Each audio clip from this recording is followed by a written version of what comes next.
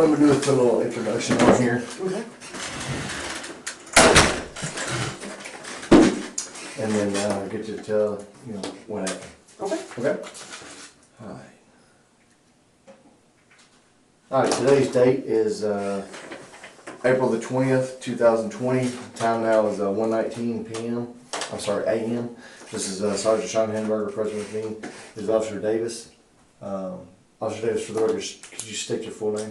Monica Davis. What's your badge number? 1605.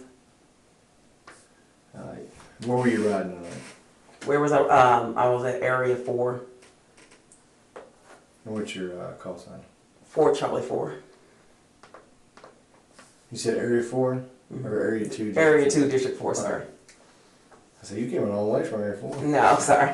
Okay. And what unit were you driving? 167.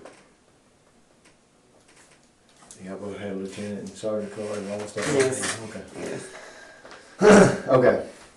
So, just in your own words, tell me how you got involved in the call and what happened when you got there. I was finish up my stooling with 4C2, heard the call, and with 5C6. Heard the call for urgent assist for 50 for an officer. 5C6 left, and then I went right behind him. And I said 4C4, send me the call, and that's when I became a route. We went down northbound on Uri, then we went on we went down East Kings, and then we made a left on Riley. And so when we became a route, we got there, I saw the medic unit, the engine truck, another unit, and then we called for Rabelais, asking where was his 20, and then when we looked to the left, there he was with the firefighter crew.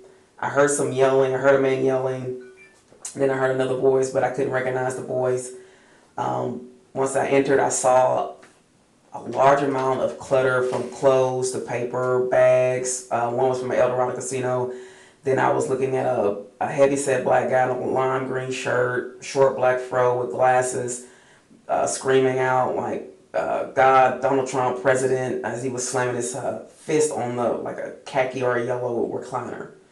Once I told him to calm down, come on, he wouldn't comply, pulled him up by his wrist, placed him basically his front face forward on the couch, got one pair of handcuffs on him. He was too large for one, so put 2 on him, double locked him. We tried to lift him up. He became passively resistant, so we carried him out.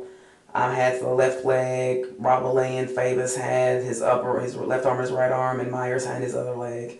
Once we got him to the door, we set him down. He was still breathing. He wasn't saying anything. Then we propped him up. Then we laid him down. Well, actually, we laid him down, and then once we propped him up, there was either urine or spit. I didn't see any stains or anything at the waist, so I didn't know if that was urine or spit. And so we propped him up. Favis had his leg behind him when he was getting medical aid. One of the fire members, they were saying, "Let me check your blood pressure."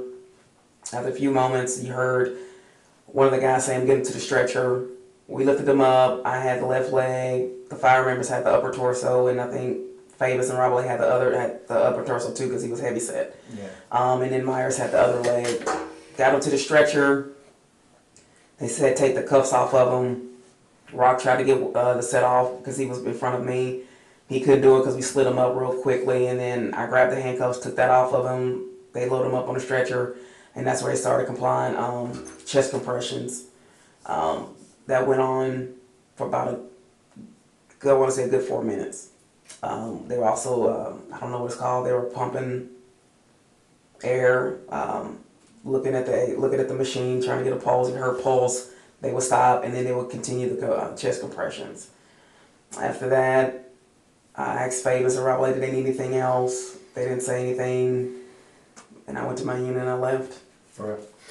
So, when you walked in, and you said that he was talking all crazy and he was sitting in that recliner, who grabbed him up out of the chair? I saw him. I don't know. I know myself, Rabelais, and Favis. Okay. What did you do specifically? I saw Rabelais grab his wrist. I pushed him up from the back. Okay, Yes. okay. And Favis was on the other side? Yes, sir. Like, Robert was on the left, I was right behind Robert on the back of the chair. Favis is on the other side. Okay. And when y'all put him on the sofa, describe how you put him on the sofa. Just put him on the sofa, like, with his knees were going toward the floor and his chest was, like, right where the back and the... Like I'm doing, like leaning on the sofa? Yeah, like that? basically that. The knees on the ground? Yes. Okay. Y'all handcuffed him? Yes. Using 2 cuffs, and then y'all carried him out? Yes, sir. When y'all got him outside, propped him up on Favis, that was in the breezeway? Yes, sir. That was a breezeway hallway. Yes, sir. Okay. Because, like, it's a hallway, but you can still see the outside, so I don't know if that's a breezeway or hallway.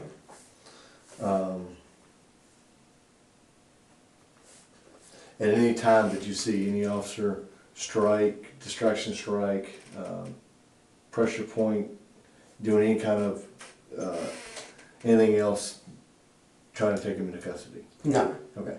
No. It was all just All good, picking him up, put him in the handcuffs. Cause like he was resisting at first, and then we just like he was resisting at first, trying to pull back, but we pushed him up, put his hands behind his back, and that's about it. But no, there wasn't any kind of a joint lock or anything else like that. No. Okay. Just plain and simple. Yes. Okay. Okay. Is there anything I haven't asked you that you think may be important? Nothing that he was still responsive when we had him on the ground when Favis had him propped up. Like I said, he was still responsive. He didn't say anything that he was hurt. He didn't say like he couldn't breathe or anything else like that. Nothing ordinary, you know. No. Awesome. Okay. All right. Last thing I got is the statement you've given today been the truth to the best of your knowledge? Yes, sir. Okay. Time now is 1:25 p.m. Same dates present.